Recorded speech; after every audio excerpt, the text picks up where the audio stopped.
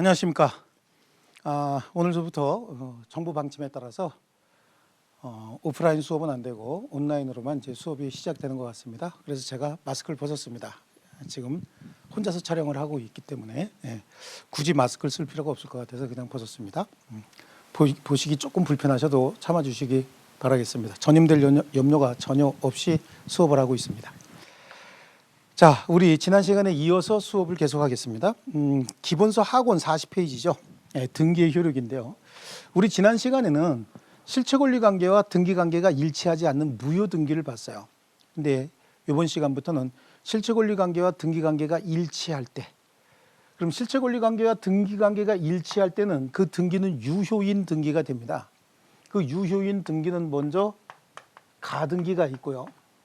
본등기가 있다, 이렇게 말씀을 드릴 수 있습니다. 이 가등기는요, 이 등기 자체가 이제 그냥 처음부터 접근을 우리가 가짜 등기다, 이런 식으로 접근을 하자. 자, 이게 좋습니다. 그래서 갑하고 을이 어떤 법률 행위를 했나, 매매 계약을 체결했다. 7월 1일자로 매매 계약을 체결을 했다라고 한번 가정을 합니다. 가정을 하는데, 매매 계약을 체결하고 좀 싸게 주는 대신 대금은 이날 다 주기로 하고 소유권 이전 등기는 12월 1일자로 소유권 이전 등기하기로 약속을 했다. 이게 이제 가등기다. 그래. 여기 이제 문제가 되는 겁니다. 그러니까 본등기는 원래 소유권 이전 등기를 이날 해주기로 했다. 그러면 권리 변동은 언제 생기느냐는 얘기죠. 권리 변동은 12월 1일자로 권리 변동의 효력이 생긴다. 그렇다는 얘기는 얘가 소유권 이전 등기를 하는 날이 이날이니까 12월 1일자로 소유권을 취득하게 되는 겁니다. 자, 그런데 혹시 요 중간 기간 중에 갑이 다른 사람에게 처분해 버릴 수도 있죠. 다시 한번 이렇게 처분해 버릴 수도 있습니다. 그래서 여기에 다시 매매를 하고 소유권 이전 등기를 해줄 가능성이 있거든요.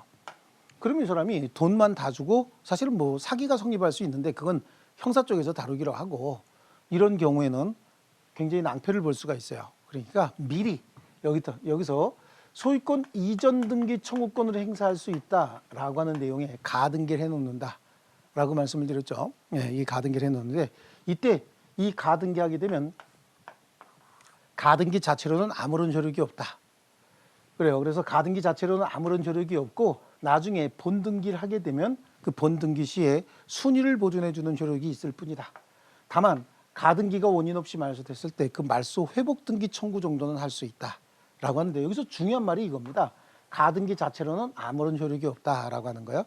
가등기 자체로는 아무런 효력이 없기 때문에 혹시 8월 1일자로 갑이 병에게 소유권 이전 등기를 해주면 병은 그 날짜로 소유권을 취득하고, 을이 본등기를 격려하게 되면 그 대신 이 병명의의 등기는 직권 말소가 된다. 그래서 무효등기 말소 청구할 수 없다. 왜냐하면 무효등기 말소 청구를 한다는 얘기는 이 등기가 남아있다는 얘기인데, 이 등기가 남아있다고 한다면 을이 소유권 이전 등기를 할 수 없는 상황인 거예요. 그래, 일물일권주의 원칙상 물건이 하나면 소유권도 하나만 성립해야 된다, 이런 원칙이 성립하게 되는 거죠. 그래서 이 등기는 직권으로 말소가 되지 무효등기 말소 청구할 수 없다라고 하는 거죠. 이렇게까지 아마 했던 것 같습니다. 여기까지. 그리고 이제 우리 본등기를 하게 될 차례인데요. 자, 우리 책으로 한번 가면 가등기 자체의 효력, 이건 물어보고 있고요. 그다음에 요거에 대해서 이제 지난 시간에 잠깐 설명은 했고, 우리 기본서를 한번 보겠습니다. 가등기의 종류는 청구권 보존의 가등기가 있고 담보 목적의 가등기가 있다라고 하는데요. 거기 3번에 있는 내용을 잠깐 보시면요. 청구권 보존의 가등기 인지, 담보 목적의 가등기 인지 여부는 등기부상 표시에 의해서 판단할 수는 없고, 만약에 담보 목적의 가등기였다라고 하면 이건 저당권하고 똑같이 취급해야 된다. 자, 그런 얘기까지 제가 지난 시간에 했을 겁니다. 저당권하고 똑같이 취급해야 되기 때문에 경매를 실행을 할 때, 나중에 담보권 실행 경매를 할 때 이게 담보 목적의 가등기다라고 한다면 배당 요구가 있을 겁니다. 내가 빌려준 돈이 얼마다. 배당 요구가 있을 테고, 만약에 담보 목적의 가등기가 아니었고 이렇게 소유권 이전 등기 청구권 보존을 위한 가등기였다라고 한다면 배당 요구 안 하겠죠. 그때 알려지는 거지, 등기 자체만 가지고는, 가등기 자체만 가지고는 이게 어떤 목적인지 알 수는 없어요. 그럼 여기서 우리가 봐야 될 건 담보 목적의 가등기를 보는 것이 아니라 권리 변동 청구권의 순위를 보존하기 위한 가등기, 요거만 지금 볼 거죠. 그래서 가등기 효력, 청구권 보존을 위한 가등기 책으로 가면 양쪽 가로 3번이죠. 본등기 전의 효력은 가등기 자체의 효력을 얘기하는데 기억해 보면 아무런 실제법상 효력이 없다. 이거 잘 기억하셔야 돼요. 주로 이걸 조금 엮어서 시험 문제를 많이 내서 여러분을 곤란에 빠뜨리는 경우가 있어요. 자, 이걸 잘 보시고요. 그래서 가등기가 되어 있다 하더라도 당사자들 사이에 어떤 법률 관계가 존재하는 것으로 추정되지도 않고 가등기는 청구권 존재에 관한 추정력도 없고 가등기 이후에 격려된 무효인 중복 등기 말소 청구할 수도 없다. 그러니까 아무런 권리가 없다. 가등기 자체는 아무런 효력이 없다. 이게 지금 핵심 내용인 거예요. 따라서 가등기 권리자는 가등기만으로 가등기 후 본등기를 취득한 제3자에게 대항할 수 없다. 거기 기억하고 니은을 줄쳐놓으시고 나머지는 기억하고 니은에 대한 설명이니까 이해하시기 위해서 읽어보는 거지. 우리 시험에 나오는 건 기억하고 니은 가지고 여러분이 응용을 해서 문제를 풀어내야 되는 겁니다. 따라서 가등기 권리자는 가등기만으로 가등기 후 본등기를 취득한 제3자에게 대항할 수도 없다. 아무것도 할 수 없다 그런 얘기죠. 그리고 가등기에 기한 본등기가 없는 한 가등기 의무자는 여전히 자신의 권리를 처분할 수 있다. 그래 가등기 의무자는 누구예요? 갑이죠. 가등기에 의해서 본등기를 해줘야 될 의무자는 가등기 자체를 아무런 효력이 없기 때문에 가등기 이후에도 제3자 병에게 권리를 처분할 수 있다. 이게 가등기 자체는 아무런 효력이 없다가 계속해서 여기서 이제 연결돼서 나오는 거죠.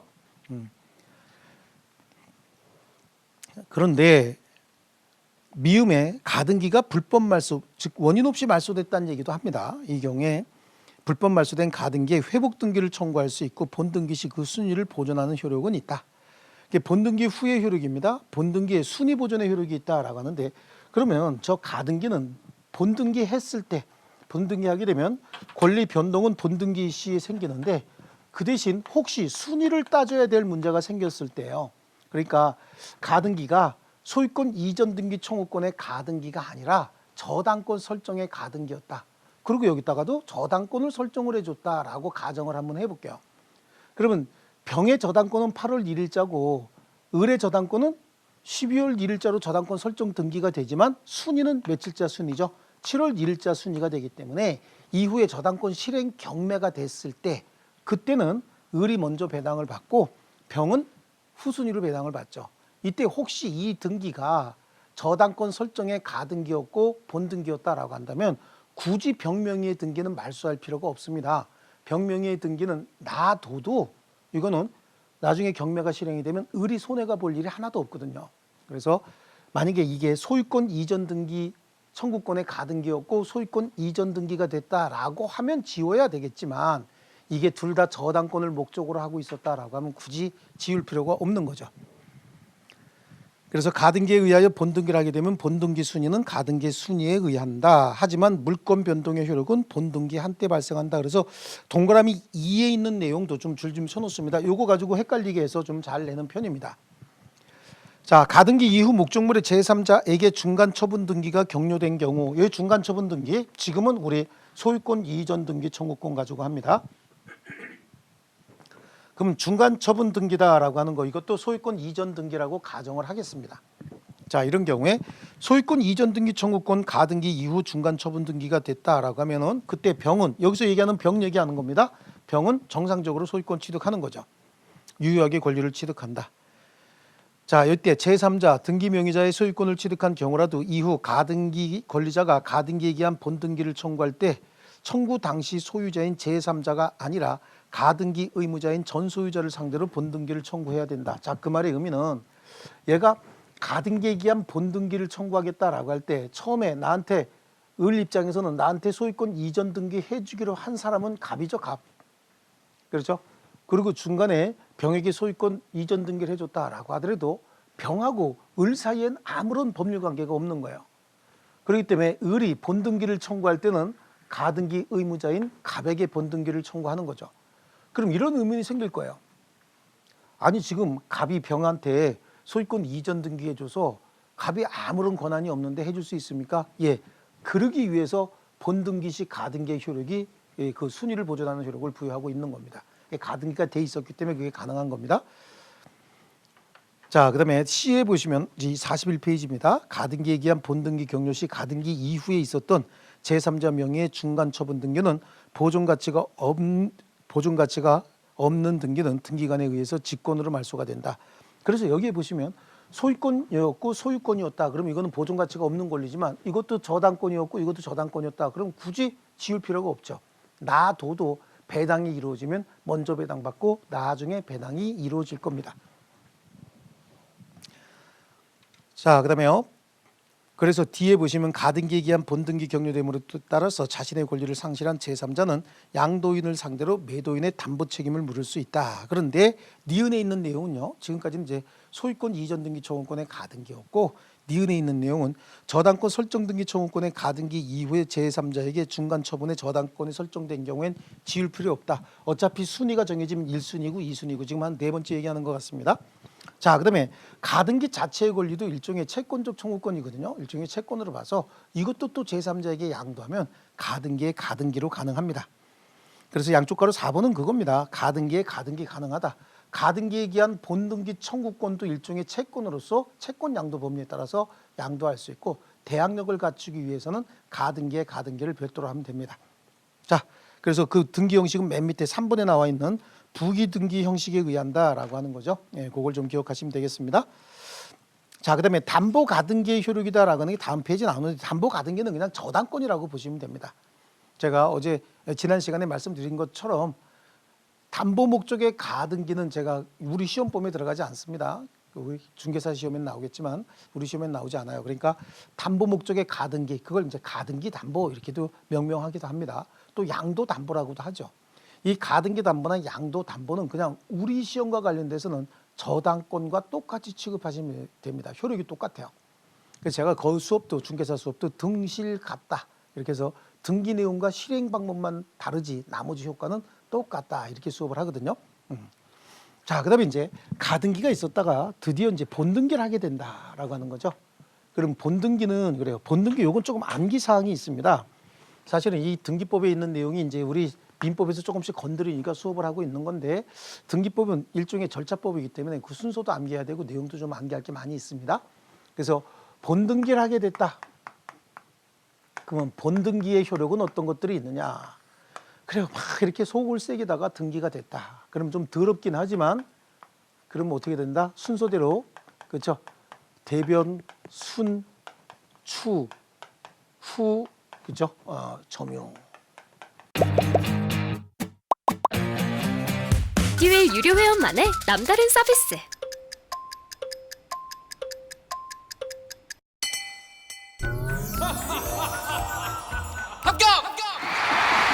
합격하고 돈도 받는 혜택. 오직 에듀윌 유료 회원에게만. 에듀윌. 무료 합격!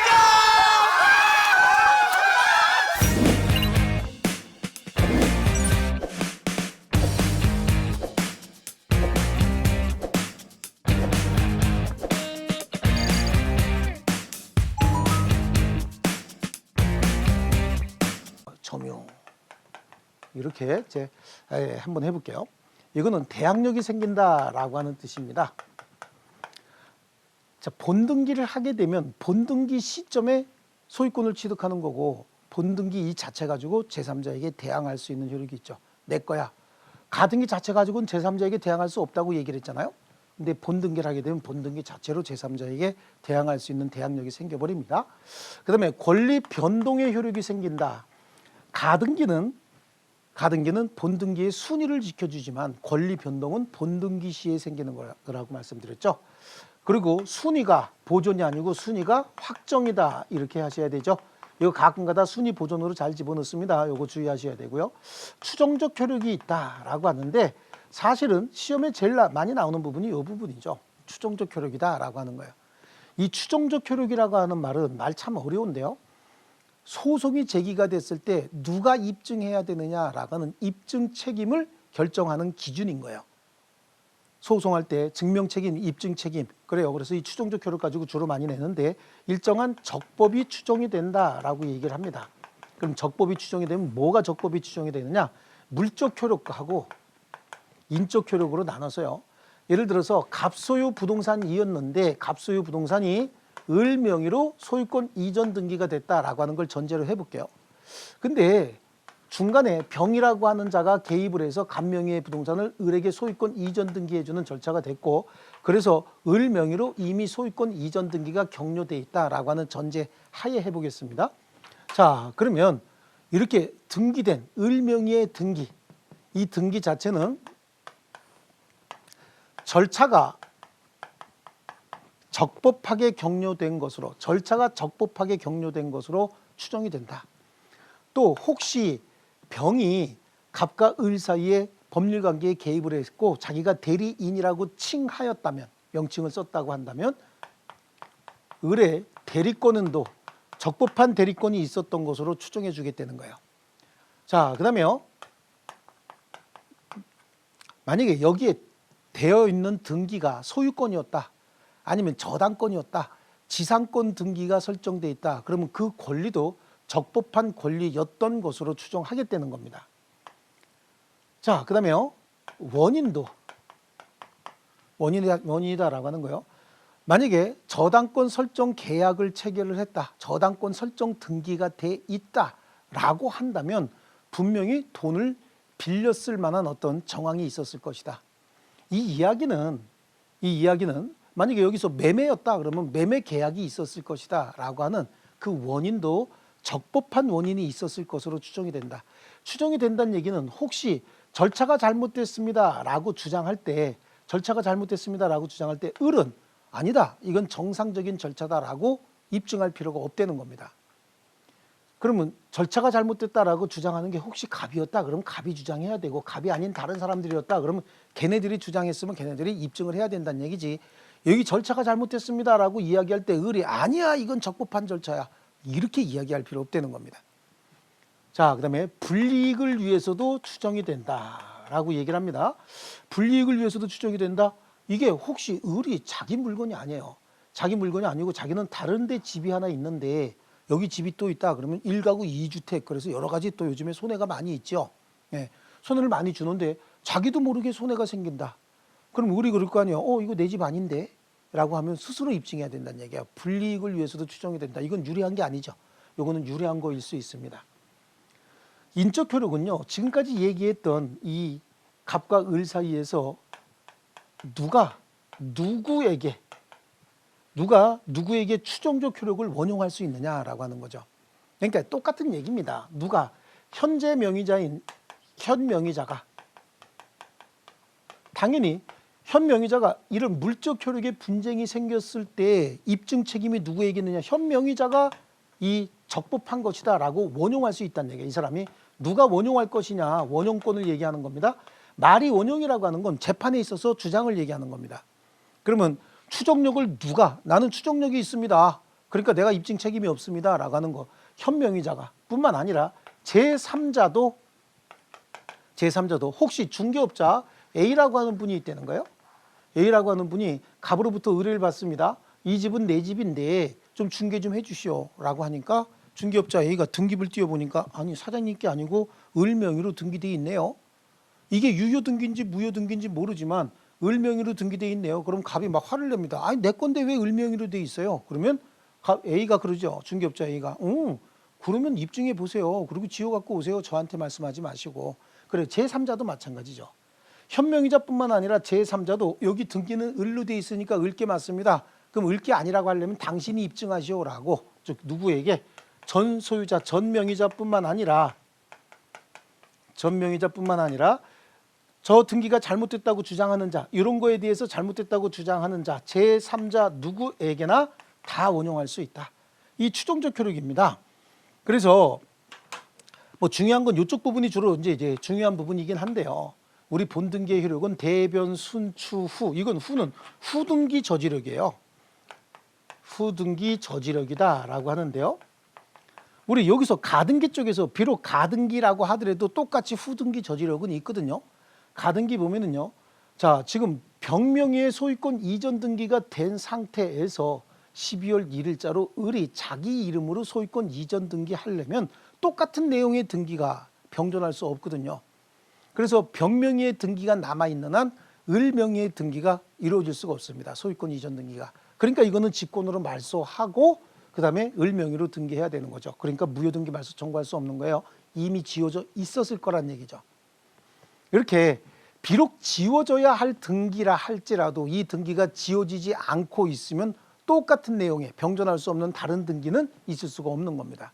그래서 그걸 뭐라고 얘기합니까? 후등기 저지력이다. 이거는 본등기에만 있는 것이 아니라 가등기에도 있을 수는 있어요. 그래서 여기 이 등기는 본등기였죠. 본등기였고 이 등기도 이제 본등기가 되는 거겠죠. 그래서 여기에도 적용이 된다. 그다음에 점유적 효력이다라고 하는 건 그냥 이건 뭐 있다 정도만 알아두시면 돼요. 이거는 245조 2항이라고 해서 좀 여기까지 확대하시면 조금 복잡해지니까 우리 등기부 취득시효에서 그 등기하고 우리 동산의 점유에서 점유취득시효에서 점유하고 똑같은 효력이 있다라고 하는 건데, 자, 뭐 이거는 그냥 있다 정도만 알아두시고 이렇게 대변 순추 후 점유 이거 암기하시는 게 좋습니다. 그리고 추정적 효력은 적법이 추정이 되는데 물적 효력과 인적 효력, 물적 효력도 절대 권, 원, 불 이렇게요. 뭐 좀 말이 좀 맞는지 안 맞는지 모르겠지만 약간 좀 연상을 하나 해볼게요. 대한민국의 절대 권한은 5년이 못 가죠. 그래서 뭐 우리 대통령 임기 가지고 말씀을 드리면 대통령 임기 절대 5년밖에 안 되잖아요. 뭐 바꾸자 이런 얘기는 하는데 바꾸기 전에 우리 빨리 써먹자고요. 절대 권한은 5년이 채 못 간다. 뭐 이런 식으로 해서 절대 권한 불 5개잖아요. 그죠? 예, 이렇게 해서 암기를 좀 해주시고요. 그래서 우리 42페이지에 보면 본등기의 효력이 나옵니다. 그래서 권리 변동적 효력, 대항적 효력이라고 해서 쭉 나오는데 순서는 제가 여기 적어드린 대로 이 순서대로 그냥 하시기를 하고요. 그다음에 양쪽 가로 4번에 있는 내용 있죠. 거기에 보면 추정적 효력이 나오죠. 추정적 효력. 이 추정적 효력의 의의는 그냥 읽어보시면 되는 거예요. 그래서 등기의 추정적 효력은 등기가 형식적으로 존재하면 비록 등기가 무효인 등기를 할지라도 그에 상응하는 실체적 권리가 존재하는 것으로 인정되는 것. 그래, 존재하는 것으로 인정이 된다. 말은 이렇게 하지만 실제 이게 어디서 효력이 발생하느냐. 소송이 진행됐을 때 누가 입증할 것이냐. 여기서 달라지는 거죠. 자, 그 추정력의 범위는 맨 밑에 줄 법률상 권리적법의 추정이다라고 하는 거고요. 자, 오른쪽 페이지로 갑니다. 물적 범위다라고 할 때 A에 보면은 적법한 절차에 의해서 격려된 것. 그래서 절차 적법 그거 줄 치시면 됩니다. 그리고요. B에 보시면 대리권의 존재라고 하는 거 있죠. 설명은 했으니까 나머지 내용은 여러분이 좀 상상을 하면서 읽어보셔야 됩니다. 그다음에 C에 보시면 기재된 사항. 자, 등기부에 기재된 사항은 뭘까요? 권리 아니겠습니까? 그러니까 권리적법도 추정이 된다라고 하는 거고요. 자, 그다음에 D에 보시면 첫 번째 줄 뒷부분에 등기 원인도 적법한 것으로 추정이 된다라고 보이죠. 그다음에 A, B, C, D, E에 보시면 등기된 명의자는 등기로 인하여 발생하는 이익뿐만 아니라 불이익 있죠. 불이익, 과세 등을 위해서도 추정이 된다. 즉 입증 책임의 문제라는 얘기입니다. 그러니까 인적 범위다라고 하는 건 물적 추정력이 문제가 돼서 소송이 제기가 되면 그 소송 과정에서 누가 입증을 할 것이냐, 문제된 사항에 대해서 이런 것들은 지금 이거 등기된 명의자가 입증할 필요 없습니다. 현 명의자뿐만 아니라 제3자도 이런 것들에 대해서는 입증하지 않아도 된다. 다른 내용은 입증해야 되겠죠. 누구에게 전 명의자가 소송을 제기해도 그렇고 제3자 다른 사람이 이외에 다른 사람이 소송을 제기해도 똑같이 적용하겠다는 겁니다. 자, 그런데 그 맨 밑에 3번에 추정적 효력의 예외가 소유권 보존 등기의 경우에는 추정적 효력의 예외가 적용이 된다라고 하는 거. 이 소유권 보존 등기는 좀 다른 내용이 있어요. 예, 자. 그렇게 하고요. 한 장 넘겨보시면요. 판례 이제 몇 개 제가 43페이지 맨 밑에요. 넘기기 전에 43페이지 맨 밑에 있는 판례 한번 볼게요.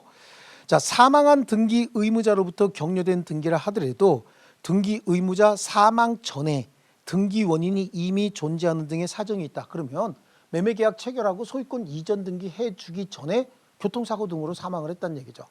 그러면 살아있을 때 매매계약을 체결했고 소유권 이전 등기할 때는 사망한 상태였다라고 할지라도 그 등기 절차는 적법하게 격려된 것으로 추정한다라고 하는 거죠. 자, 그다음에 넘겨보시고요. 다음 페이지 보시면요. 44페이지에 중간 부분에 추정력이 인정되지 않는 경우 이렇게 나오죠. 거기에 이제 허무인으로부터 등기를 이어받았다. 허무인이라는 얘기는 존재하지 않는 사람이잖아요. 그래서 허무인으로부터 등기를 이어받은 소유권 이전 등기는 그러니까 매각한 사람이 없다는 얘기예요. 죽은 사람이라도 뭐가 있어야 이 사람이 매매 계약을 언제 체결했는지를 한번 확인해 볼 텐데 아무도 없다는 얘기예요. 매도인이 없다든지 아니면 아예 등기부에 허무인이라고 이렇게 적혀 있다. 이렇다고 한다면 그 소유권 이전 등기는 무효라고 해야 되죠. 등기 명의자에 대한 소유권 추정은 깨져버린다. 추정력이 깨진다는 얘기는 스스로 거기 매도인이 이름 안 적혀 있어도 나는 누구한테 한 겁니다 라고 스스로 입증해야 된다는 얘기죠. 명의자가.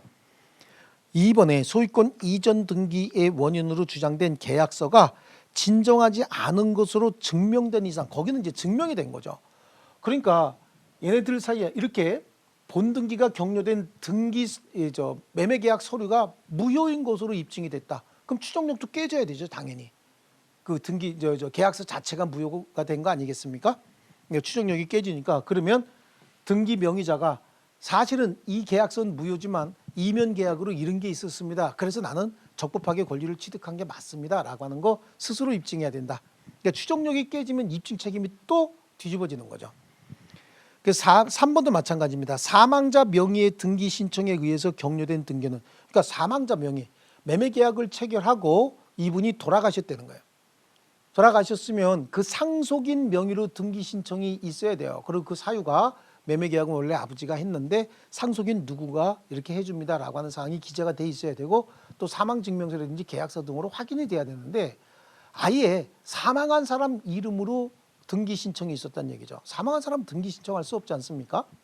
그런데 사망자 명의의 등기 신청에 의해서 격려된 등기는 무효라고 될 수밖에 없죠. 무효라고 볼 수밖에 없다 그런 얘기예요.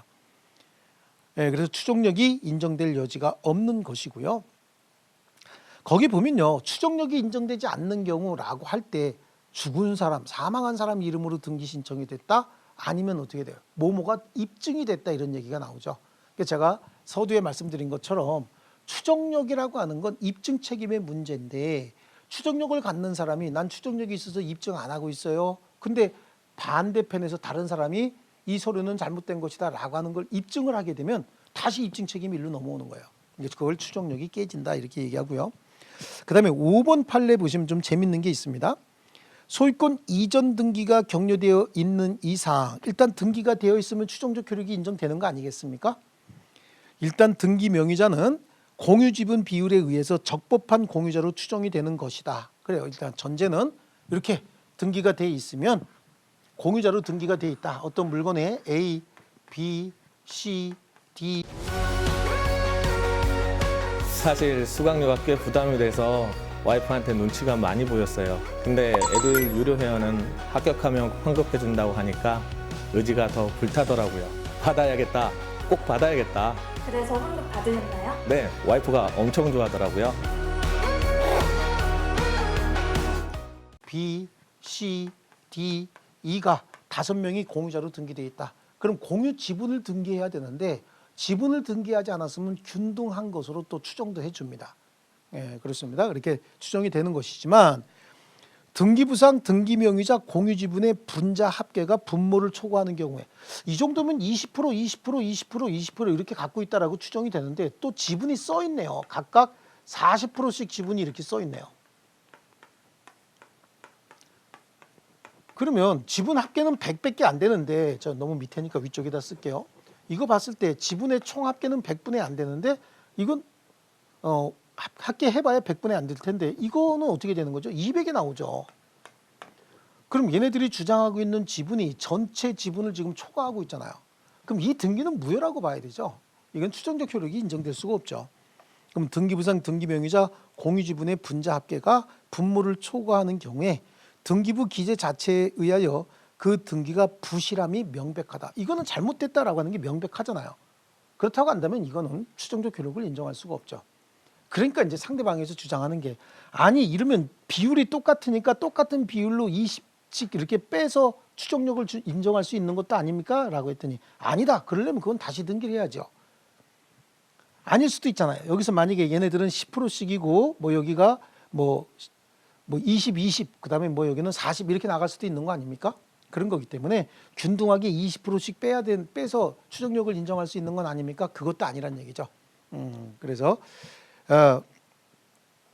명백한 것이다. 그중 어느 지분에 관한 등기가 무효인지를 가려보기 전에는 등기 명의자는 등기부상 공유 지분의 비율로 공유한다고 추정할 수 없을 뿐만 아니라 공유 지분의 분모를 분자 합계로 수정한 공유 지분 비율로 공유한다고 추정할 수도 없다. 그러니까 이거는 어떤 등기가 무효인지를 모르니까 조금 아까 말씀드린 것처럼 아예 그러면 여기 분모 지분에 맞춰서 20, 20, 20, 20 이렇게 균등하게 나눌 수 있는 거 아닙니까? 그것도 안 된다는 얘기입니다. 자, 그다음에 6번에요. 근저당권은 그 담보할 채무의 최고액만 정하고 채무 확정을 장래에 보류해서 설정하는 저당권이다. 그렇죠. 근저당이라고 하는 게 아직 우리 뭐 인문 과정이나 기초 과정에서는 공부했겠지만 살짝 그 맛만 봤죠. 맛만 봤고요. 그래서 계속적 거래 관계로 발생하는 다수의 불특정 채권을 장래 결산기에 일정한 한도까지 담보하기 위해서 설정하는 담보권이다. 그래서 근저당 설정 행위와 별도로 근저당권의 피담보 채권을 성립시키는 법률 행위가 있어야 되고 근저당권 성립 당시 근저당권의 피담보 채권을 성립시키는 법률 행위가 있었는지 여부에 대한 입증 책임은 그 존재를 주장하는 측에서 있다라고 하는 거죠. 그러니까 원래 근저당권 설정 계약을 체결할 때는 근저당권 설정 계약 체결 여기다가 잠깐 보시면요. 을이 갑에게 2억 원을 빌려주는 계약을 체결합니다. 2억 원을 빌려주는 계약을 체결하고 여기다가 근저당권을 설정을 했다. 자기 소유 부동산에 근저당권을 설정을 했다라고 하면 근저당권이라고 하는 건 등기 원인이 추정이 됩니다. 추정이 돼서 원칙적으로 2억 원이라고 하는 받을 돈이 있을 것이다 라고 하는 게 추정이 되는데 이게 이제 저당권인 경우에는 추정적 효력이 완벽하게 인정이 돼요. 왜냐하면 빌려준 돈이 분명히 있기 때문에 그 완벽하게 추정이 되는데 근저당권 같은 경우는요. 거래 방식이 조금 달라요. 그래서 일정 기간을 정해놓고 처음 거래할 때는 채권은 하나도 없는 상태에서 거래가 이루어져요. 그래서 계속해서 거래가 이루어지면서 증감 변동하는 채권이 있다가 거래가 끝나면 그때 채권이 확정이 되거든요. 그러니까 아직 거래가 끝나지 않은 상태에서는 채권이 확정된 채권이 없다는 거예요. 그러니까 둘 사이에 채권 최고액을 정하고 하는 근저당 설정 계약을 별도로 했어야 된다는 얘기죠. 그래서 계약을 별도로 했어야 된다. 이게 저당권 같으면 아무 문제가 안 생기는데 근저당권 같은 경우에는 계약이 별도로 존재한다라고 하는 건 계약의 존재를 주장하는 자가 입증해야 된다. 그런 내용이죠. 그러니까 이게 저당권하고 조금 헷갈리니까 가끔 등장하는 부분입니다. 자, 이게 이제 6번 판례입니다. 자, 그다음에 오른쪽 페이지에 소유권 보존 등기의 추정력이라고 나오죠. 이번 시간은 계속해서 이제 등기라고 하는 게 나오는데요. 소유권 보존 등기의 추정력은 우리 지난 시간에 했던 것처럼 혹시 이중으로 격려되어 무효인 소유권 보존 등기를 얘기하는 게 아닙니다. 등기부는 하나만 존재하는 겁니다. 등기부는 하나만 존재해요. 갑이 가지고 있던 어떤 부동산이 있습니다. 갑이 신축한 부동산이고 이 신축한 부동산인 경우엔 자기 이름으로 소유권 보존 등기를 하면 될 텐데 자기 이름으로 소유권 보존 등기하기 전에 제3자 을과 매매 계약을 체결을 하죠. 그 매매 계약을 체결해서 얘 이름으로 보존 등기하고 소유권 이전 등기해주면 아무 문제가 생길 게 없어요. 생길 게 없는데 을 명의로 소유권 보존 등기를 해줍니다. 매매 계약 체결한 날을 기준으로 해서 자, 그래서 소유권 보존 등기 이거 할 수 있어요. 이게 원래 중간 생략 등기다. 그 중간 생략 등기 중에서 하나인 모두 생략 등기다. 머리 튀어나온 모서리 부분이다. 그래서 맨 꼭대기 잘라낸 등기다라고 해서 이걸 모두 생략 등기. 그래서 일종의 중간 생략 등기로서 유효인 등기로 추정이 됩니다. 현재 상태에서는 일단은 추정적 효력은 있다라고 하는 거예요. 그러면 적법한 권리 추정된 것이다라고 하는 이런 추정적 효력이 인정이 된다는 얘기예요. 이런 부분의 추정적 효력이 인정이 돼야 되는데 혹시 갑이 나중에 변덕을 부리면서 나는 을과 매매한 사실이 없습니다라고 해서 매매한 사실을 부정을 해버리는 거죠. 그럼 나는 매매한 사실이 없습니다라고 부정을 하게 되면 추정력이 깨집니다. 이 깨어진다 이런 얘기를 하는데 추정력이 깨져버려요. 추정력이 깨진다는 얘기는 그럼 입증 책임이 일로 넘어왔다는 얘기죠. 그러면 을이 이제 반대로 갑에게 나 너한테 이 물건 샀잖아라고 하는 입증을 해야 된다. 증명은 이제 을이 해야 된다는 얘기죠. 그래서 여기서 우리가 알아야 될 건 일단은 소유권 보존 등기가 실체 원시 취득자가 아닌 승계 취득자 이름으로 보존 등기가 됐어도 이건 본 등기니까 일단은 추정적 효력이 인정이 되는데 만약에 갑이 자기가 을과 거래한 사실을 부정하게 되면 그때 추정력이 깨진다는 얘기입니다. 추정력이 깨지면 추정력이 깨졌다는 얘기는 결국은 입증 책임이 을에게 생겼다. 그런 얘기죠. 근데 혹시 입증을 못했다는 얘기예요. 이 이후에 입증을 해야 되는데 입증을 못했다라고 한다면 이로 인해서 이 등기는 뭐가 돼버리는 거죠? 이제 이 등기는 무효 등기가 돼버릴 수도 있다. 여기까지 결론이 이제 입증을 못했을 때 여기까지 해드릴까요? 그러면 이 등기의 효력이 다시 뭘로 바뀐다? 무효로 바뀐다. 자, 이렇게 순서대로요. 일단은 매매계약을 체결하고 소유권 보존 등기를 승계취득자 명의로 해줬어도 추정적 효력은 일단은 인정이 되는 거죠. 그런데 갑이 매매 사실을 부정한다든지 이런 경우에는 추정력이 깨져버려요. 깨져버리기 때문에 입증 책임이 이제 을에게 생겼죠. 을이 입증해야 되는데 입증하지 못했다. 그러면 등기 자체가 무효로 바뀐다. 요 순서를 좀 잘 기억하셔야 되고요. 그래서 거기 추정력이 인정되는 경우라고 해서 45페이지에 신축 건물의 보존 등기를 건물 완성 전에 했다. 그럼 신축 건물을 건물 완성 전에 보존 등기했다. 그럼 등기 자체는 실체가 없으니까 무효일 텐데 나중에 건물이 완성이 됐다. 그럼 실체와 등기가 일치하기 때문에 유효로 바뀌어 버리는 거죠. 그래서 완성된 이상, 완성된 이후는 그 등기 자체를 무효라고 볼 수는 없다. 그거 하나 정도 하고 추정력이 깨지는 경우에 거기 1, 2, 4번 정도 볼 거거든요. 그래서 건물의 보존 등기 명의자 이외의 자가 신축한 사실이 드러난다. 여기도 얘가 부정을 한다라고 하면 왜 부정하는 거야? 아니에요라고 그냥 얘기만 하는 게 아니라 이거는 내 명의로 건축 허가를 받고 또 그죠? 사용 승인 기타 뭐 사용 검사도 완공 검사, 준공 검사 여러 가지 얘기가 있잖아요. 이것도 내 이름으로 받았다. 그럼 누가 봐도 원시 취득자가 갑이구나라고 입증이 되는 거거든요. 그러면서 나는 매매한 사실도 없다라고 부정을 하게 됐을 때 그때 이제 문제가 되는 거예요. 그러니까 거기 1번 판례도 건물 보존 등기 명의자 이외의 자가 신축한 사실이 드러났다. 그런 얘기가 입증이 됐다는 얘기죠. 그다음에 두 번째, 당의 토지를 사정받은 사람이 따로 있음이 밝혀졌다. 여기도 뭔가 입증이 됐다는 얘기가 나오잖아요. 그럼 추정적 효력은 그냥 바로 깨지는 겁니다. 그다음에 4번에도 마찬가지예요. 부동산에 관한 소유권 보존 등기가 있으면 그 명의자에게 소유권 있음이 추정이 된다. 일단은 소유권이 있음이 추정이 된다. 그런 얘기하고 있죠. 네, 추정이 되지만 그 명의자가 보존 등기 전에 소유자로부터 소유권을 양도받은 것이라는 주장이 있고 그래요. 보존 등기 전에 소유자로부터 보존 등기 전에 소유자면 그럼 여기는 갑이겠죠. 여기서 볼 땐 갑일 겁니다. 그랬다고 하는 주장이 있고 전 소유자가 보존 등기 명의자에게 양도한 사실을 부인하는 경우에 그러니까 건축 허가도 얘 이름으로 받았고 준공검사도 갑 이름으로 받았는데 갑이 나는 을한테 양도한 사실이 없습니다라고 부정하는 경우를 얘기하는 거죠. 이런 경우에 보존 등기의 추정력이 깨지고 보존 등기 명의자는 권리의 양수 사실을 스스로 입증해야 된다. 여기 지금 안 나와 있지만 일반적인 게 뭐죠? 입증하지 못하면 그럼 그 등기는 무효가 될 수밖에 없다라고 하는 것까지 같이 알아두시면 좋겠습니다. 4번에 추정력의 효과라고 하는데 이제 앞에서 설명을 드렸습니다. 기본적인 효과는 입증 책임이 상대방에게 전환된다는 점이다. 첫 번째 줄만 줄쳐놓으시면 되고요. 그 다음에 부수적인 효과 그래요. 등기가 됐다라고 한다면 등기 내용을 믿고 거래한 사람은 우리 같은 일반인들은 부동산 거래할 때 뭐를 믿고 거래해야 됩니까?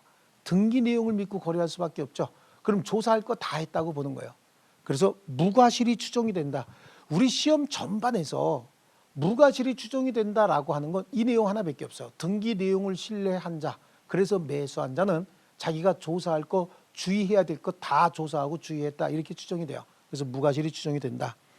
그리고 그러면 등기 내용을 조사 다 했을 것이다 라고 추정이 되니까 등기부에 기재되어 있는 내용은 전부 알았을 것이다 라고 하는 추정까지 되는 겁니다. 여기서 악이라고 해서 나쁜 놈이다 그런 뜻이 아닙니다. 등기 내용은 다 알았을 것이다 이렇게 추정이 된다. 그래서 굵은 글씨 A, B 정도만 줄여놓으시면 될 것 같습니다. 자, 그 다음에 5번에 보시면 다음 페이지 5번입니다. 점유의 권리적법 추정력과의 관계다라고 하는데 점유의 권리적법 추정과 등기의 추정력은 조금 다르죠. 이건 우리 점유권 쪽에서 한 번 더 확인을 할 건데 가볍게 읽어볼게요. 그래서 점유의 권리적법 추정에 관한 민법 제200조는 오직 동산에 대해서만 적용이 되고 등기된 부동산에는 적용되지 않는다. 그렇습니다. 자, 점유, 물건을 지배하고 있는 자, 이 물건이 제 물건입니다. 이 물건, 제 물건을 제가 지배하고 있으면 제가 소유자인 것으로 또 제가 빌려온 물건이다라고 한다면 분명히 잘 제대로 정상적인 법률 관계에 의해서 빌려온 것으로 추정이 된다라고 하는 겁니다. 동산이기 때문에 그래요. 그래서 거기 니은에 보시면 이제 부동산은 다른 이 등기 적법 추정력이 있죠. 그래서 부동산의 명의인과 점유자가 다른 경우에 등기의 추정력이 우선하므로 등기 명의인이 적법한 것으로 추정이 된다라고 하는 거죠. 예, 그런 정도. 주의할 것은 미등기 부동산의 경우에 점유의 권리적법 추정이 인정되지 않습니다. 통상 입증 절차에 따라서 권리자를 가려야 한다라고 하는 게 다수설이다. 그러니까 미등기 부동산은 등기부가 없지 않습니까? 라고 하지만 미등기 부동산도 분명히 신축한 자가 있을 거 아니겠습니까? 신축했으면 그 자가 뭐 건축 허가를 받았다든지 아니면 준공검사를 받았는데 등기를 안 했나?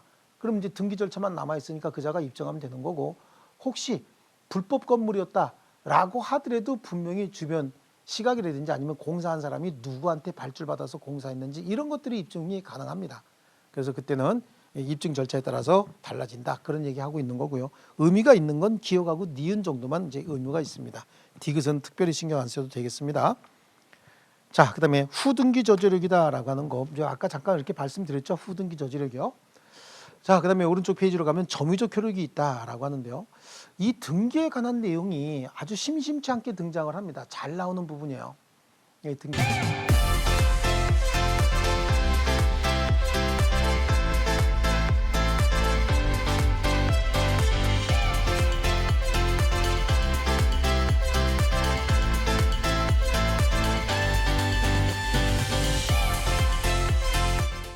나오는 부분이에요. 예, 등기. 특히 이제 우리 이번 시간에는 요 소유권 보존 등기 추정력보다는 우리 이 앞에서 했던 이중으로 격려돼서 무효였던 소유권 보존 등기 그쪽을 조금 더 신경을 많이 쓰셔야 됩니다. 물론 안 나온다고 제가 확답은 못 드립니다. 이 등기 자체는요. 민법의 분야도 아니고 부동산 등기법의 분야인데 어렵게 만들기 위해서 내는 거기 때문에 뭐 또 얼마나 어렵게 또 엮어놓을지 그건 잘 모르겠습니다만 하여튼 그래도 저희가 수업한 범위 내에서만 나온다. 부동산 등기법을 다 공부할 필요는 없고 우리 민법 교재에 있는 내용 중에 제가 수업한 부분에서만 나온다라고 하는 걸 확신할 수 있습니다. 자, 그다음에 47페이지 보니까 공신력이라고 하는 게 나오죠. 자, 공신력은 없습니다. 부동산 등기에는 공신력은 없다. 여기서 공신력이 없는 등기는 뭐라고 얘기했어요? 무효 등기다라고 하는 거죠. 무효 등기에 공신력을 부여해야 유효인 등기가 확실하게 보호가 되는 겁니다. 그래서 동그라미 2번에 무효인 등기를 유효인 등기로 믿고 격려된 등기는 무효다. 이에 터잡은 이후의 등기 모두 무효입니다. 진정한 권리자로부터 말소 회복 등기 청구에 응하지 않으면 안 된다. 말소 회복 등기, 무효 등기 말소해라라고 하는 그 말소 회복 등기 청구에 응하지 않으면 안 된다라고 하는데 여기서 또 말소 회복 등기 청구에 응하지 않으면 안 된다라고 하는 말을 잘못 이해하시면 안 됩니다. 예를 들어서 자, 갑이 소유자였고요. 을이 매수인으로서 소유권을 취득했다. 이건 정상적인 법률 관계에서 이게 지워졌을 거 아닙니까?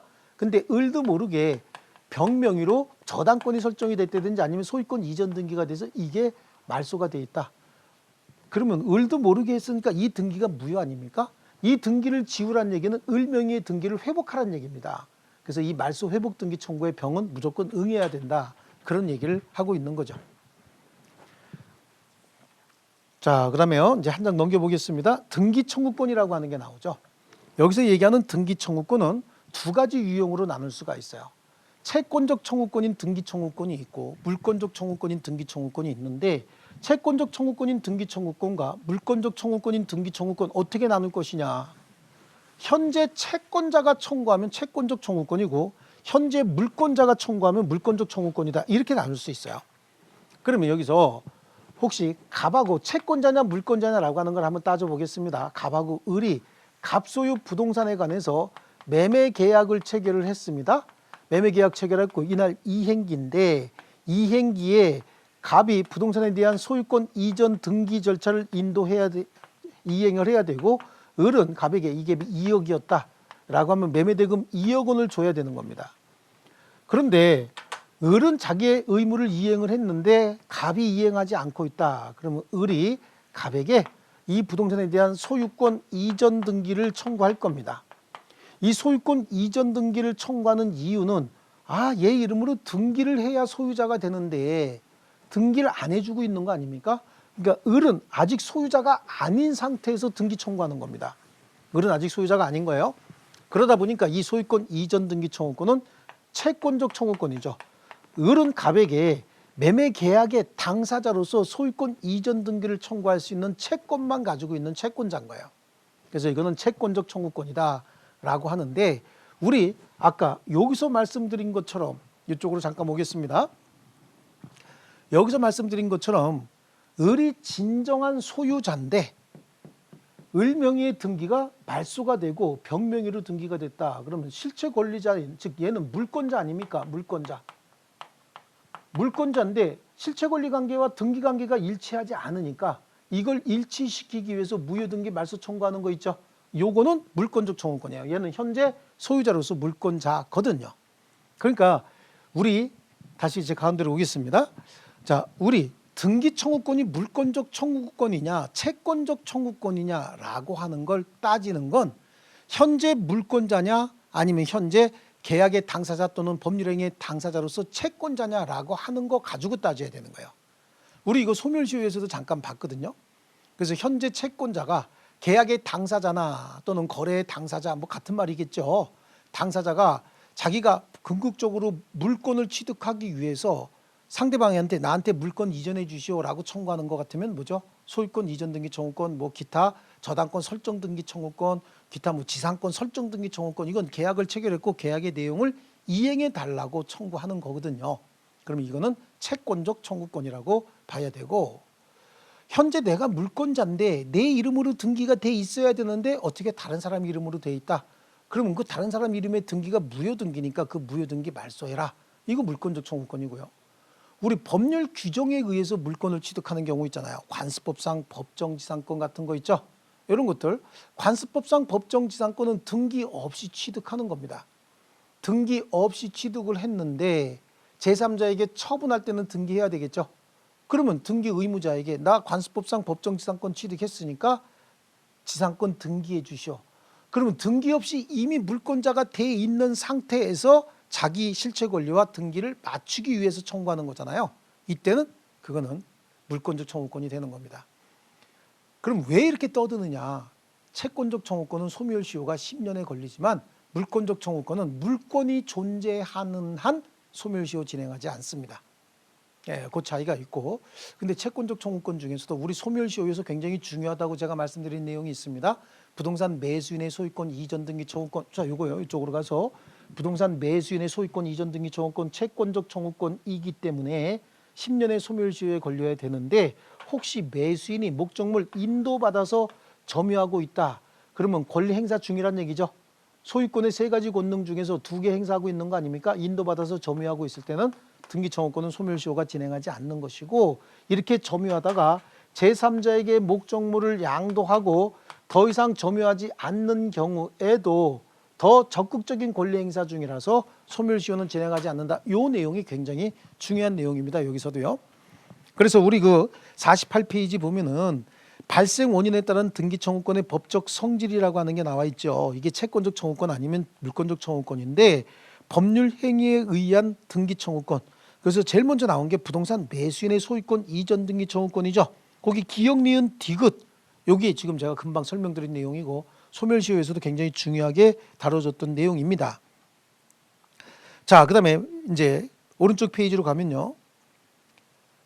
취득시효 완성으로 인한 등기 청구권. 취득시효가 완성이 됐다라고 하더라도 제가 그 187조 얘기를 하면서 경수, 상판, 기할 때 기타라고 했잖아요. 취득시효가 완성이 되면 소유권을 바로 취득한다라고 안 되어 있고 취득시효가 완성된 경우에도 등기 청구를 해서 등기 이전을 받아야 소유자가 된다 이렇게 돼 있어요. 그러니까 등기 청구할 때는 아직 소유권을 취득하지 못한 상태다. 그러니까 현재 소유권을 취득하려고 등기 청구하고 있는 거기 때문에 그 등기 청구권은 채권적 청구권이라고 봐야 됩니다. 법적 성질은 채권적 청구권이다. 그렇다고 한다면 소멸시효 어떻게 따져야 됩니까? 등기 청구할 수 있는 때로부터 10년이 지나면 그 등기 청구권도 소멸시효가 완성이 된다. 그런 얘기겠죠. 네, 그래서 거기에 대한 판례는 그 취득시효 완성으로 인한 등기 청구권은 49페이지 양쪽 가로 2번에 있지만 그에 대한 판례가 왼쪽에 48페이지 맨 밑에 동그라미 4번에 나와요. 취득시효가 완성된 점유자가 점유를 상실한 경우에는 그때부터 10년간 등기 청구하지 않으면 소멸시효가 완성이 된다라고 하는 거죠. 그 다음에 양쪽 가로 3번에 부동산 임차권의 경우 임차권 자체가 채권 아닙니까? 근데 임차권도 등기할 수 있으니까 채권적 청구권이라고 하고 양쪽 가로 4번에 부동산 환매권의 경우 환매권도 일종의 채권 아닙니까? 환매권도 대항력 가치기 위해서 등기할 수 있습니다. 이것도 일종의 채권적 청구권이고요. 가등기에 기한 본등기 청구권 이거 가등기에 기한 본등기를 해야 소유자가 되는 거 아닙니까? 그러니까 가등기에 기한 본등기 청구권도 소유자가 되기 위해서 청구하는 거니까 이것도 채권적 청구권입니다. 그런데 실체 권리 관계와 등기 관계가 일치하지 않는다. 아까 왼쪽에서 제가 이쪽에서 설명드렸던 거죠. 실체 권리자는 을인데 을이 방심하고 있는 동안 병이 등기소를 위조해서 지 이름으로 등기했다. 그럼 실체 권리자는 을인데 지금 병 명의로 등기돼 있으니까 병 명의 등기가 무효 아니냐. 그러니까 이 등기를 지워야 내 명의의 등기가 회복이 되는 거죠. 이때는 채권적 청구권이 아닌 물권적 청구권으로 보는 거죠. 실체 권리 관계와 등기 관계가 일치하지 않을 때 그렇죠. 일종의 방해 제거, 무효 등기 말소 청구에 해당합니다. 그다음에 양쪽 가로 7번까지 하고 제가 이제 뭐 좀 쉬겠는데요. 조금만 참아 주세요. 양쪽 가로 7번은 그 뭐냐? 이건 이제 이어서 해야 되는 부분이기 때문에 그렇습니다. 자, 무효 등기 말소 청구권은 대체적으로 물권적 청구권이에요. 무효 등기를 말소해 달라고 주장한다는 얘기는 내 명의의 실체 권리가 있는데 네 이름으로 되어 있으니까 그 등기가 무효다 이렇게 주장하는 거거든요. 그 무효 등기 말소 청구권은 대체적으로 물권적 청구권인데 혹시 예를 이렇게 한번 들어볼게요. 갑하고 을이 있는데 갑 소유 부동산에다가 을이 돈을 좀 빌려줬어요. 2억 원을 빌려주고 여기다가 저당권을 설정을 해줬습니다. 저당권이 설정된 상태에서 이 물건은 5억짜리 물건이라고 가정을 할게요. 먼저 저당권을 설정을 해줬고요. 그 다음에 두 번째 병에게 이 부동산 매매 계약을 통해서 매매를 하고 있습니다. 소유권 이전 등기를 해준 거예요. 매매를 통해서요. 이때 병이 매매 계약을 통해서 갑에게는 3억 원만 줍니다. 그리고 이 2억 원을 변제해버린 거예요. 변제했다는 얘기는 2억 원의 피담보 채권이 소멸했다 그런 얘기죠. 그럼 이 저당권도 지워져야 됩니다. 그래서 먼저 저당권 설정을 먼저 했다. 먼저 했고 두 번째 매매 계약을 체결을 했다. 그래서 소유권 이전 등기까지 이루어졌죠. 이러는 과정에서 병이 갑에게 지급한 돈은 얼마고요? 3억 원이고 그리고 2억 원은 누가 병이 직접 그 채권자에게 변제해버렸다 그런 얘기죠. 그렇으면 이 등기는 무효 등기가 돼야 되죠. 이때 현재 소유자인 병이 이거 무효 등기 말소 청구해 주시오라고 청구할 수 있어요. 이 무효 등기 말소 청구는 내가 소유자인데 무효 등기가 남아 있으니까 내가 소유권 행사가 방해가 됩니다. 라고 해서 이 무효 등기 말소 청구권은 물권적 청구권이죠. 물권적 청구권 중에서 방해 제거 청구권에 해당합니다. 근데 우리 병뿐만 아니라 갑도 여기다가 무효 등기 말소 청구권 행사할 수 있습니다. 무효 등기 말소 청구권을 행사할 때 이 순간 갑은 소유자가 아니죠. 소유자가 아니지만 이거 저당권 설정 계약의 당사자가 갑이잖아요. 이 저당권에 보면은 채무자 갑으로 되어 있고 채권액이 원본 채권이 2억 원으로 등기가 돼 있을 거라고. 현재 갑은 채무자가 아닌데 채무자라고 등기되어 있으니까 속된 말로 쪽팔리지 않습니까? 그러니까 무효 등기 말소 청구할 수 있다. 그러니까 이거는 물권적 청구권이지만 이건 계약의 당사자로서 뭐에 해당한다? 채권적 청구권에 해당한다. 그 얘기하고 있는 겁니다. 7번이요. 자, 여기까지 하고요. 동산의 물권 변동은 제가 186조, 187조 하면서 말씀을 잠깐 드렸어요. 말씀을 드려서 이 동산의 인도 방법, 옛다 받아라. 이거는 현실 인도, 옛다 받아라. 이 현실 인도인데 이 부분은 제가 다음 시간에 조금 설명을 간단하게 드리고 무권리자로부터의 취득이다라고 하는 건 우리 이거 자주 나오는 부분이 아니에요. 거의 잘 안 나오는 부분인데 작년 시험에 이번 금년 시험 말고 작년 시험에 나왔기 때문에 즉 22회 시험에 나왔기 때문에 또 건드리긴 좀 쉽지 않습니다. 이건 안 하겠다는 뜻이 아니라 우리 문제 풀이할 때 제가 한 판 그림 딱 그려드리면 거기서 나옵니다. 자, 다음 시간에 뵙겠습니다.